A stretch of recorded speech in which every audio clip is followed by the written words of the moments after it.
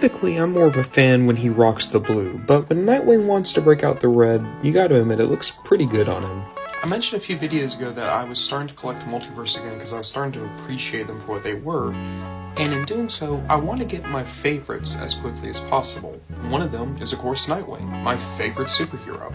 And as it turns out, the Gotham Knights Nightwing looks fine, but I'm not really big on them. And the Better Than Batman Nightwing, the one that was like originally released, goes for like $70 now.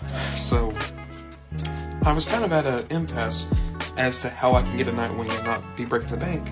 That's when I went to a comic store and found this, the DC Essentials Nightwing made by DC Direct, which is now McFarlane. And I don't know if this was before or after McFarlane buyout, but either way, 7-inch scale, similar aesthetic, similar articulation. Like, aside from some actual improvements on the articulation scheme, in my opinion, he works perfectly with my McFarlane guys.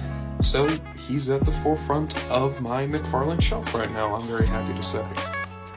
From DC Direct's DC Essentials, this is the new 52 Nightwing, which is just a repaint of their original Nightwing, which is, of course, the blue and black. But New 52 is a pretty simple redesign. They just made him red. Kind of puts Batman Beyond vibes to mind, in all honesty. But, like I said, it works. Taking a closer look, and I really like that head sculpt. I always like Nightwing with a little bit more of a stylish haircut as opposed to the mullet he used to have, so this is great for me. I love the mask. He does have a beauty mark on his cheek there. I'm going to assume that's just a paint mismatch. I don't recall his design ever including that before, but it looks fine. As for the body, pretty basic, but solid enough. I do like things like his spikes on his gauntlets down here. Unfortunately, there are some issues with the paint. So one, there's paint mismatch here on his, six-pack. It's a bit more durable paint, but because of that, it doesn't quite match this red. And also, there is a paint bubble, like right here on his upper boob, right there. It's not great, but it's also something you'd barely notice. Only other complaint I have is his, coffee sticks. It feels like they should be larger, but at the same time, I've seen designs where they're about that size, so it works.